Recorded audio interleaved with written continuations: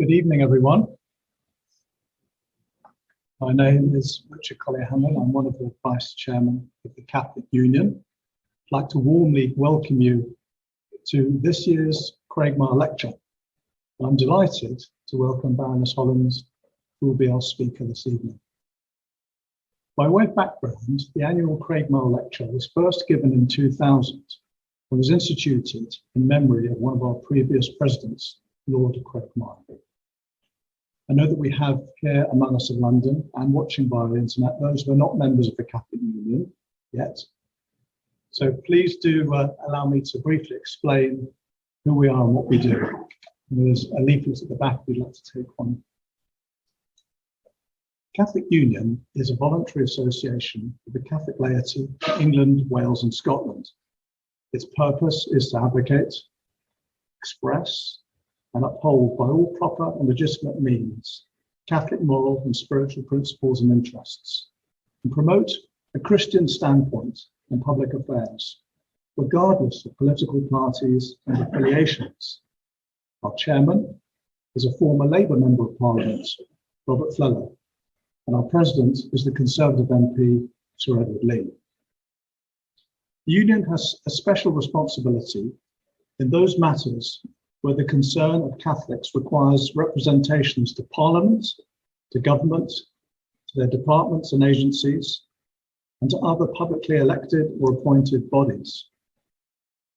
Quite early on in his pontificate, Pope Francis said that all good Catholics should meddle in politics. Well, the Union believes that by informing and persuading our parliamentarians, we can make real progress for society.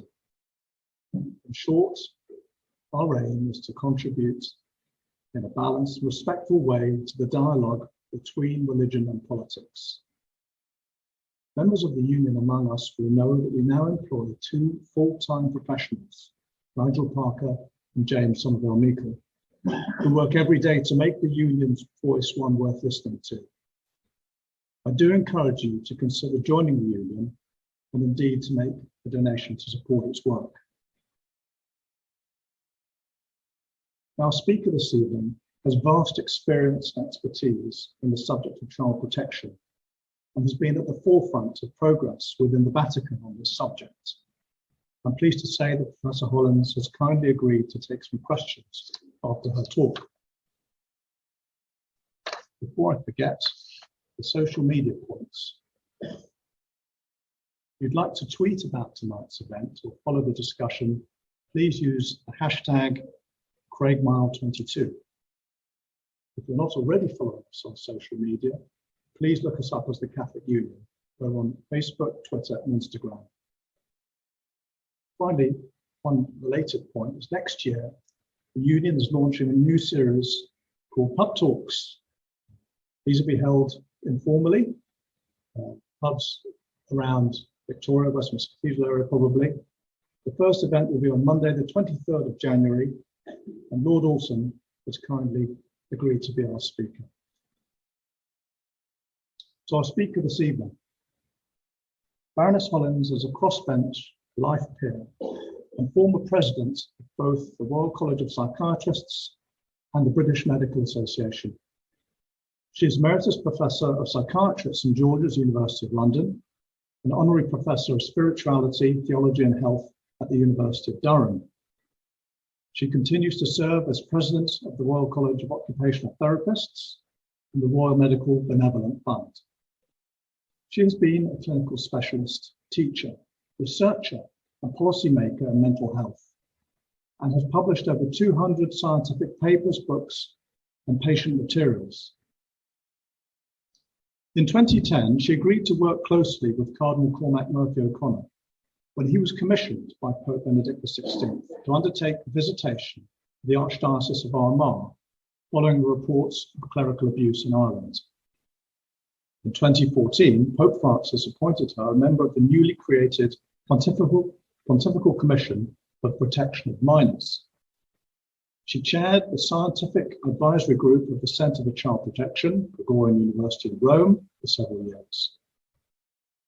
In 2019, the then Secretary of State for Health and Social Care appointed her to chair an oversight panel to oversee independent care education and treatment reviews for people placed in long-term segregation. She founded and chairs the charity Beyond Words, which creates award-winning, word-free picture stories about health, relationships, abuse, and bereavement. She is a vice president of the Catholic Union and a good friend to St. Mary's University, Twickenham. Now, the final report, as many of you will know, I'm sure, of the independent inquiry into child sexual abuse was published just last month, which the Catholic bishops of England and Wales say they will study carefully. Tonight's speaker and topic could hardly be more timely or relevant. I now hand over to Professor Hollins to give this evening's lecture entitled Keeping Children and Vulnerable Adults Safe, Insights from the Vatican.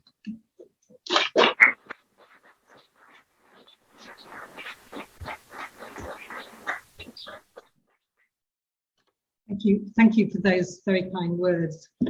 It's quite interesting, you know, when you arrive in Parliament, in the House of Lords, I wasn't quite sure what to expect, and I certainly didn't realise that there are probably more Catholics in Parliament than you would expect the number of Catholics, you know, percentage-wise in the population at large.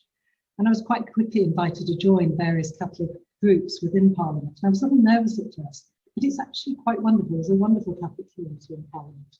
And we have Mass said in the chapel of St. Mary's Undercroft every Wednesday evening, which is a wonderful way to just meet more informally the parliamentarians from both houses and also the staff in Catholic. And of course, we all appreciate the support of the Catholic Union. It's always nice to know, because we get a lot of negative things said about us. It's quite nice when people appreciate and contribute to our work and help us to deliver. So, Augustine of Hippo wrote that hope has two beautiful daughters. Their names are anger and courage. Anger at the way things are, and courage to see that they do not remain as they are. Keeping a balance between anger and courage is hard, given so many reports of clerical sexual abuse.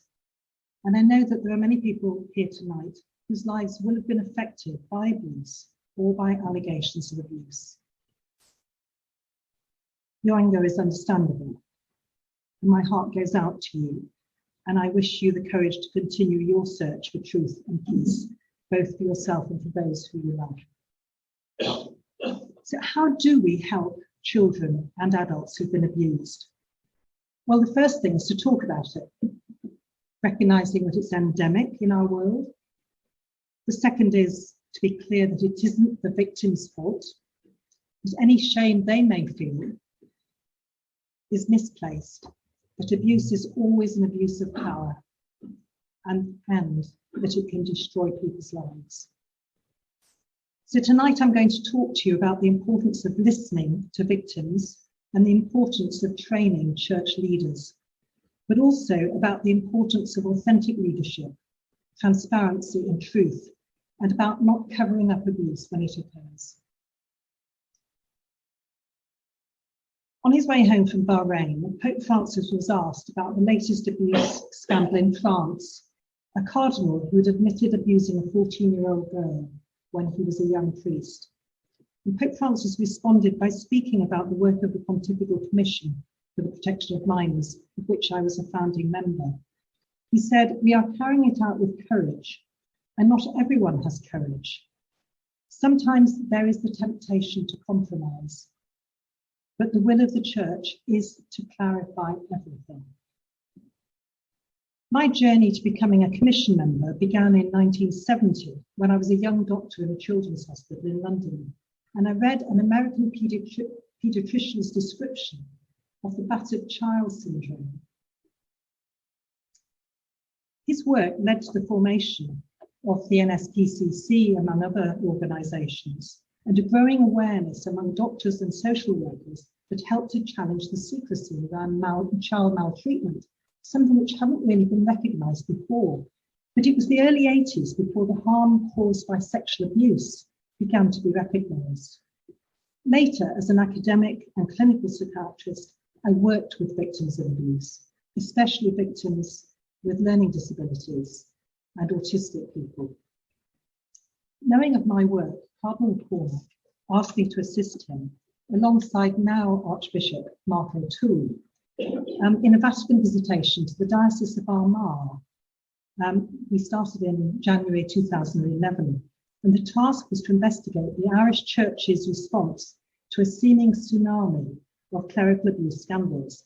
And he was looking for a suitably qualified woman, essentially, to help him to listen, because he said he didn't think people would take him seriously. And he wasn't sure he knew how to listen. I think this was wise because not everybody has the courage to listen to the stories that people have to tell, or the support and the supervision to be able to hear what is to be told. And if you can't hear, you can be sure people won't tell. Well, what an eye-opener my visit to Ireland proved to be. It was a demanding visit. We stayed for about 3 weeks. We met individuals and groups, morning, evening and night. Cormac was quite tireless. We agreed our ways of working, including that neither the Cardinal nor I would see anybody on our own, and that the whole team, the 4 of us who were there, would help to write the final report to the Vatican. There was one occasion when the bishops asked for a private meeting with the Cardinal. He declined and said no, the agreement was that I came too. The Vatican had very strong views about what we could and couldn't do, or what we should and shouldn't do. But despite their strong discouragement, we held 4 public meetings, 2 in the north and 2 in the south of Ireland. We respectfully listened to the anger that was expressed. There were no riots, no adverse press comment, just appreciation that we had listened and more insights for ourselves. My main task, was to summarise what people said.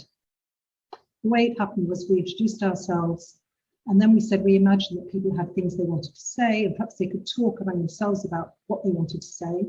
And then we asked how many people would like to say something, and maybe 17 or 18 people put up their hands, and then Mark O'Toole, Archbishop Mark, now said, okay, that means you've got about 3 minutes each, and people were respectful of each other's need to have space. At the end of it, I summarised what they had said,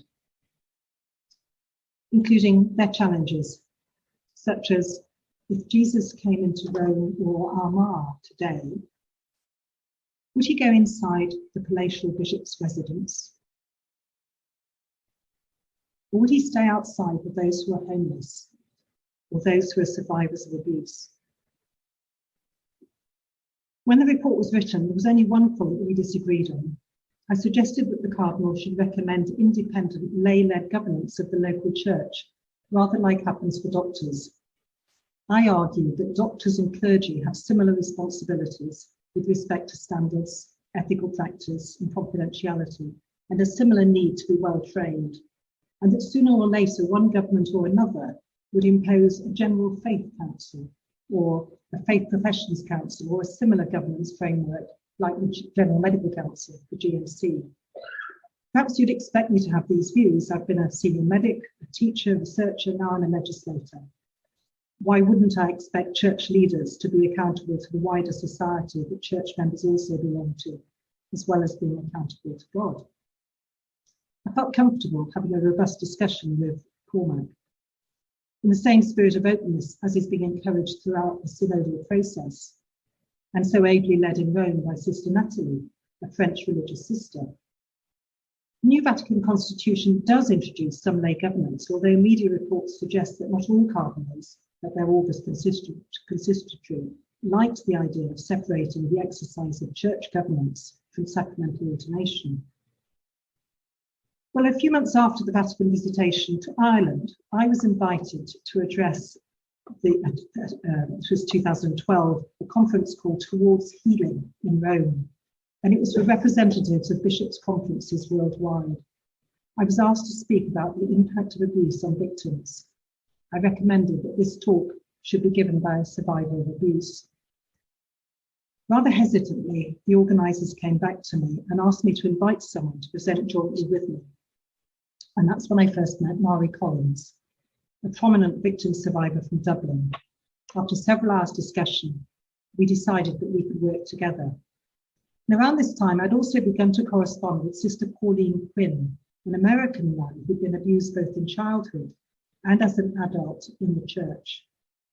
She copied her letters to Pope Benedict and to Father Timothy Radcliffe, former master of the Dominican order, who recently mentioned her in an article in the tablet on the subject of forgiveness. I'll come back to that.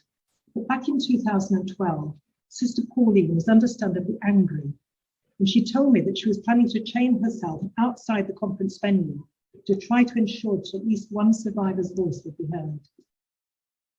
I discussed the preparations that Mari and I were making, and she was hugely reassured, and she didn't come to Rome. At the conference, I spoke from my clinical experience of working with both victims and perpetrators in therapy and about the Vatican visitation to Armagh. This was interspersed with Mari's personal experience of years of cover-up following her own abuse by a priest when she was a teenager. The way in which the pontifical secret, I wonder how many of you know about that, had been used as an excuse for refusing to communicate with her, and the mental health consequences of being sexually abused as a teenager. And the spiritual harm done, unique to abuse in a faith setting, and yet rarely considered. The talk that Mari and I gave as the only lay speakers had quite an impact, both inside and outside the venue. The media waiting outside, of course, wanted to talk to Mari, not to any of the bishops. Mari and I were then invited to become founder members of a new pontifical commission proposed to Pope Francis by Cardinal Sean O'Malley of Boston. Now, Cardinal O'Malley had a track record of trying to turn things around in Boston after the Boston Globe Spotlight investigation. And the film Spotlight about that investigation is absolutely essential watching.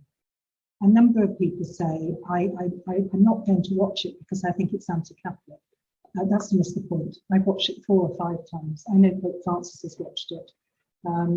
Many people will say this is essential viewing because it's through watching it that you begin to understand how everybody knew what was going on but failed to see what was in plain sight. It's an extraordinary film, and there's quite a twist at the end, which is not anti-Catholic at all. I had some conditions before I felt that I would be able to join the commission. First was that 50% must be lay and 50% female, that it should be multidisciplinary, that there should be victim survivors as full members. And these requests were all met and continue today. The Commission's first 4-year term began in March 2014. And to begin with, we stayed and worked in the same residence as Pope Francis. Yes, there is security at the front door, but inside Domus Santa Marta is quite informal, and we felt very welcome. Some of the cardinals and bishops that knew our business would come and sit with us in the dining room to share their experience. Eventually, we got our own office elsewhere in the Vatican, and our lodging and meetings were moved to a more spacious stillness elsewhere in Rome. We had an induction from the Secretary of State's office explaining the dual role of the papacy. Firstly, the Pope as spiritual leader of the worldwide church, and secondly, as head of the Vatican City State, a small state with about 800 citizens. 5,000 more people work there, mostly priests or nuns, many Italian, but most international. And in the global church, there are 3,500 dioceses, each headed by a bishop, each a chief executive, individually responsible for his own diocese, an extraordinary delegation of power by the Pope who appoints each and every one. The new apostolic constitution, Predicate Evangelium, intends the Vatican's role to be more supportive than disciplinary in nature, but the various Vatican dicasteries or departments still wield considerable influence, with funds available to support evangelization and other initiatives around the world. So during the first term, the Commission was concerned by the way in which anyone making an allegation of abuse was ignored as canonical processes got underway. Our statutes did not grant us competency to deal with cases, So we were very much advisory to Pope Francis. And we weren't part of the dicastery department. We were somewhat independent. We were an autonomous institution. A case is not a victim. A case is a priest who's been accused. And those cases are dealt with by the Congregation for the Doctrine of the Faith, now the Dicastery for the Doctrine of the Faith. That's the competent authority. It didn't see itself as having any responsibility for the alleged victim, just for the canonical investigation and for discipline with respect to the priest. And we discovered that somebody writing to the CDF to inquire about the progress of their complaint would not receive a reply, their letter usually being sent to their bishop, even if their complaint included that the bishop had failed to take action and was covering up. And we were concerned about this. And also in part because these complaints would take a very long time, sometimes many, many years, before the CDF, with quite small capacity, would be able to reach a conclusion. Frustratingly, our attempts to work with the CDF seemed to be blocked at every turn. There was a lack of transparency, and their own approach was unidisciplinary, unlike that of the Pontifical Commission. With the new constitution, the Commission has been moved into the dicastery, the Doctrine of the Faith. So our initial hopes for independence have gone. Although just as in the beginning, it is supposed to be retaining autonomy and is still directly accountable to the Pope. But I have to say, in my view, it does seem anomalous to put a safeguarding commission into a department that deals with allegations against priests, given that the Pontifical Commission's brief is to prevent abuse and to address the care and healing of victims and survivors. Family and laity seems much more in tune with the overall goals. Mary Hollins agrees. She was quoted by Christopher Lamb in the tablet last week. She said, "Child abuse should not be seen as simply a disciplinary matter, as though it was just about rooting out bad apples. It is a cultural and systemic problem within the Church and needs to be addressed as such. If you're putting the Commission in with the disciplinary section of the curio, then what about the preventative side?" Well, one early working group addressed the healing and care of survivors, initially chaired by Mary Hollins and then by myself after Mary resigned in 2017. We started by looking at these barriers in canonical processes that might make the victim survivors' journey more painful, but then we wanted to hear from victim survivors themselves. We supported 6 people from 3 different countries to spend a weekend in Doma Santa Marta, the Pope's home in the Vatican. The Holy Father came to our table at dinner to introduce himself the day they arrived. And later he spent several hours listening to each of their stories for as long as each person wanted. And he celebrated Mass with us in his private chapel. It was an extraordinary weekend. The Holy Father has welcomed many other survivors since the initial 6, including 3 from Chile, after his eyes were opened to the injustices taking place in that country. One of these, Juan Carlos Cruz, is now a member of the Commission. His original nomination in 2015, Mari and I and others had suggested him as somebody who should be considered to be a member. Apparently, he was rejected on the advice of bishops who were later discredited. I'll explain the story. He was even described, and this is in the public domain, so don't be too shocked by my sharing it with you. He was described as a snake in a leaked email correspondence between the then Cardinal and the Cardinal Emeritus. In 2017, Juan Carlos wrote to Pope Francis to explain what was happening in Chile, but he didn't receive a reply. So he asked Mari and the Healing and Care Working Group to personally deliver the letter to Rome for him. We did. Cardinal Sean assured us that he had given the letter to Pope Francis. We can only conclude that the letter was not read by Pope Francis, but was given to his staff to open for him, because it seems he remained unaware of the content. Cardinal Sean phoned me a few months later, and it was the day before Pope Francis was going to Chile, January 2018, and I asked him, "I hope you've advised Pope Francis well. I presume you're going. I hope you've advised him well." And he said, "I hope he's been well advised." He wasn't going. He always went with him to Central and South America. What happened next is on the public record. There were vociferous protests, partly because the Holy Father was accompanied on his visit by the Bishop of Osorno, a protege of the convicted priest Caradima. Pope Francis said it was a calumny to accuse this Chilean bishop of covering up abuse. But on the plane journey back to Rome, he promised to look more deeply into the allegations. And he sent one of the brightest and wisest of his investigators, Archbishop Charles Scicluna, to Chile. The resulting report supported the allegations made by Juan Carlos Fries. And Pope Francis immediately made a public apology, saying that he had made serious mistakes. He said he had misjudged Barros, the events in Chile, because he hadn't been given truthful and balanced information. He summoned the 34 Chilean bishops to Rome. They all offered their resignation. And over the next few weeks, he accepted 8 of them, including the cardinal. We discovered early on that there was no mechanism in place to discipline a bishop. A lot of work was done by one of the Commission's working groups trying to find a canonical process which would hold bishops accountable. A few days after a new tribunal was announced by Pope Francis in 2016, the then Bishop of Kansas offered his resignation. But the tribunal proposal wasn't robust enough in practice to deal with resistance from the Congregation of Bishops. I don't mean to be negative, because don't forget, this is something which is really difficult to bring into consciousness and to understand. Okay? So in 2019, Pope Francis tried again, this time with the motu proprio called Vos Estis Lux Mundi, You Are the Light of the World. I love the titles he gives. Mandatory reporting for any allegation of abuse or cover-up of abuse will be overseen by the Vatican's dicastery of bishops.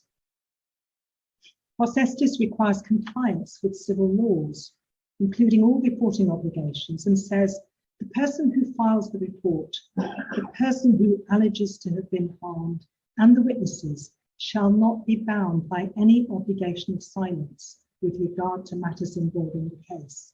And this refers to the pontifical secret, which had previously been used as a reason for not for something being a silence being required. These were such important changes, and I credit Mary Hollins with having had considerable influence in these matters. But after 3 years on the commission, Mary had resigned. In her resignation letter, she'd said, "I find it impossible to listen to public statements about the deep concern in the Church for the care of those whose lives have been blighted by abuse, yet to watch privately as a congregation in the Vatican refuses even to acknowledge their letters." And she suggested that there were 3 things that would make a difference: that the Commission should be given the power to implement their recommendations, that it be given more funds to do its work, that the ban on recruiting professional staff from outside the Church to work on the issue should be lifted. She continued to help Cardinal Sean at the annual course for new bishops for a while, and many of the original commission members are still in touch with Mari and each other to think about progress or the lack of it. In response to Mari's resignation, we surveyed members and stakeholders about developing a strategy for the implementation of the Commission's proposals. This was not fully accepted, although perhaps it helped with the thinking for the global meeting of bishops that was held by Pope Francis in 2019, with strong leadership from Father Zollner, who was one of the founding members and is still a member today. Rather unrealistically, the Pontifical Commission for the Protection of Minors in October 2022 says it will publish an annual report of progress made by every bishops' conference, all 114 of them. Of course, this is important, but culture change is needed as well as statistics. Pope Francis points to clericalism as the larger part of the Church's failure to set up transparent processes to prevent abuse and to respond to abuse when it happens. And the power in our Church is still in our clerical hierarchical system. Christopher Lamb, writing the tablet this month, himself said, "Focus of the clerical sex abuse crisis is now squarely on the Church's hierarchy, not only in its mishandling of cases, but in the emergence of allegations of abuse perpetrated by bishops. And he said the credibility of the church hinges on how its central government responds. Okay. He quoted one recently retired member who said, the Pontifical Commission realises the depth of organisational, transformational change that needs to happen. And goes on to say, key to this is for the Commission to model a collaborative synodal style of working. And sadly, she says, which was not evident in my last months on the Commission, a direct and critical comment on the current leadership, unfortunately. Let's move on to think about training. So denial and fear so often arise out of ignorance. The truth is that it's easy to blame members of the hierarchy.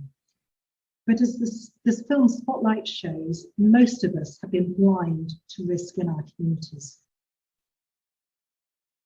Until 1980, child abuse was not suspected, and its impact was not understood, it wasn't thought about, it wasn't talked about, although we now know that it was present in the church in the 3rd century.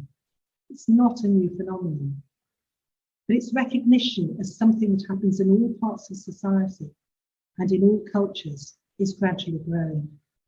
The belief that it could never happen here is deeply embedded, and the shame and lack of confidence to deal with it when abuse is uncovered provides no remedy. I've met a number of bishops in the Vatican and elsewhere who admit to being inadequately equipped to provide the professional and accountable leadership that is expected and needed. They may have had little mentoring or supervision in their new management role. A 2-week, we call it the Baby Bishops course in Rome, doesn't really cover everything. They may be brilliant pastors, but just not have the experience for a new, lonely role in charge. They may lack the skills to listen to dispose of abuse, or to understand at a personal level how to deal with an accused priest. They may not have had a good role model, perhaps having seen other bishops seek refuge in their position and their authority. They may have worked for a bishop who took notice of the diocesan financial advisors, but less note of specialist psychologists or spiritual advisors. They may have witnessed a loss of moral authority, as we saw and heard about in Ireland. I co-led a working group on formation with Father Hans Zollner. We were concerned about formation and support of church leaders with respect to protecting children and vulnerable adults. But we made very slow progress in being able to work with church leaders, more working in formation seminaries. I began teaching priests and religious from around the world at the Pontifical Gregorian University in the Centre for Child Protection, which had been launched after the 2012 Rome Conference. And I went on to chair the scientific board of the Centre for Child Protection for 8 years, until it became an independent institute of the Pontifical University, and now the Institute of Anthropology for Human Dignity and Care last year. In 2019, Cardinal Vincent asked me to provide some training at the seminary in Valladolid, where the bishops of England and Wales were having their biannual conference. 6 of my team were victim survivors. The detail of what happened is not in the public domain. Just to say that there were some profoundly moving moments, and our focus was on learning to listen.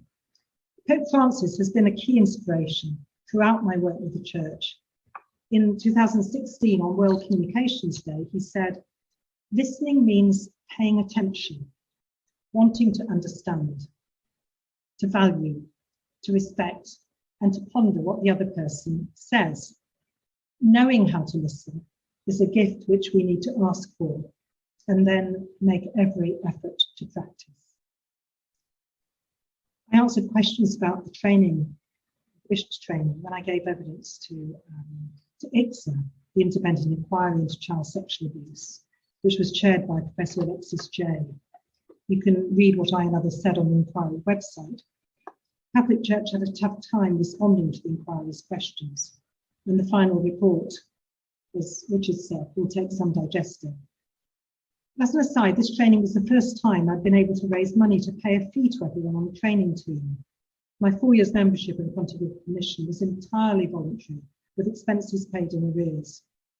This proved a problem for some members, needing to go to charity shops to buy suitable clothing, to go to Rome, to be on a commission, for example, or another being unable to afford to eat outside the actual meetings.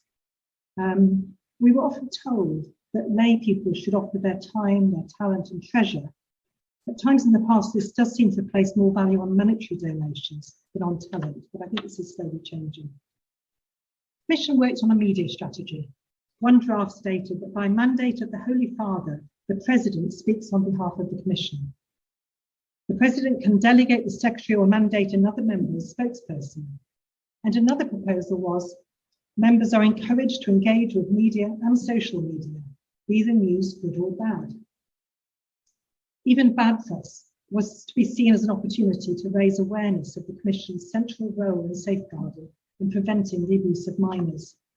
The President did on occasion ask me to speak on his behalf, but it certainly wasn't always a comfortable experience, especially if my news was more bad than good.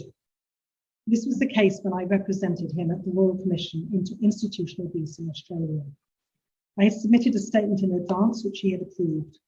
And during my oral evidence session, I was asked if the Commission was adequately resourced, and I had to say that it was not. I was unpopular with the staff the next day, although I did say they were doing a good job with the resources and skill available to them. The Commission recommended that its work should always be on the agenda at the world meetings. It took a bit of persuasion for the World Meeting of Families organisers to agree to a session at the gathering in Dublin in 2018, which was to have been chaired by Cardinal Sean. But a few days beforehand, he delegated the role of chair to me. My other panel members included Baroness Hollins, Dr. Gabby Diliaco, a senior Filipino psychologist and member of the Commission, and Barbara Thorpe from America. There were about 4,000 attendees, the largest of all the sessions, and it was live streamed. The organisers wanted to have increased security in case anyone was disruptive. I advised against, and instead opened with an acknowledgement that there were probably 700 or 800 people present whose lives had been affected by abuse, and probably who had never told anybody. And that if they were distressed by what we were going to share, there were some counsellors, some listeners at the back of the room. The press conference immediately afterwards, the first assertion by an American journalist was that abuse was caused by homosexuality. None of the panel agreed. The usual myths and facts were explored, including that abuse happens in all cultures and all walks of life, yes, even in Africa. It's usually committed by somebody known to the individual. All abuse is an abuse of power. It's neither more nor less frequent in the church than elsewhere, and so on. So what are the implications for the local church? In 2021, Cardinal Sean opened a conference in Italy saying, "We cannot repair what we do not recognise. We cannot restore a broken trust if we do not address the heart of the matter." This requires honest investigation, independent inquiry, and informed action. After Mari's resignation, we explored different models of survivor engagement. In most countries, this seemed to be non-existent, but the Catholic Bishops' Conference of England and Wales had set up a survivor advisory panel. I hosted a meeting of SAP and the Healing and Care Working Group at Worth Abbey here in Sussex. The survivor advisory panel members were then invited to Rome to present to the whole commission, and were later invited back to do an induction for the members appointed in 2019 for its second term. And since then, at least 3 other countries have developed their own versions of the survivor advisory panel. So I'd come back to Timothy Radcliffe. He recently wrote beautifully about forgiveness. He said, "Becoming forgiving people is not about being forgetful. It's opening the door for God's creative grace. It is inseparable from learning to talk to the other person who has hurt you." And then he said, well, remember I mentioned Sister Boyle earlier. I think that's what she was doing. She was talking to people in the church who would listen. The church, we as members of the church, need priests and prophets who are leading us towards the truth. I think Pope Francis is just such a leader and inspires hope for the future of the priesthood. He's a wonderful role model, and he's widely recognised far beyond the Catholic Church. And just as the UK soft power seems to be diminishing, the Pope's is growing, something pointed to by Archbishop Welby during the visit of the Filipino Cardinal Cardinal Tagle earlier this year. There are lay people too who inspire hope as they lead us towards the truth. Marie Collins is one of the true leaders I've met during my work in the Vatican. And sometimes the people we need to listen to are not the ones with the trappings of position and power, but those who we see on the margins. And if my work with the Vatican has taught me one thing, it's that listening to victim survivors matters more than anything. And that includes members of the clergy, some of whom may themselves have been abused as a child or during their seminary formation. The remarkable Grief to Grace retreat, which takes place in Wimbledon, is survivor-led. They're a professional team which includes clergy and therapists. It's a retreat founded by Dr. Teresa Burke in the USA, who also founded Rachel's Finland. Southwark Diocese is one of the early adopters of this programme, with 2 priest survivors seconded to work full-time. Usually, I try to speak alongside victim survivors as equals.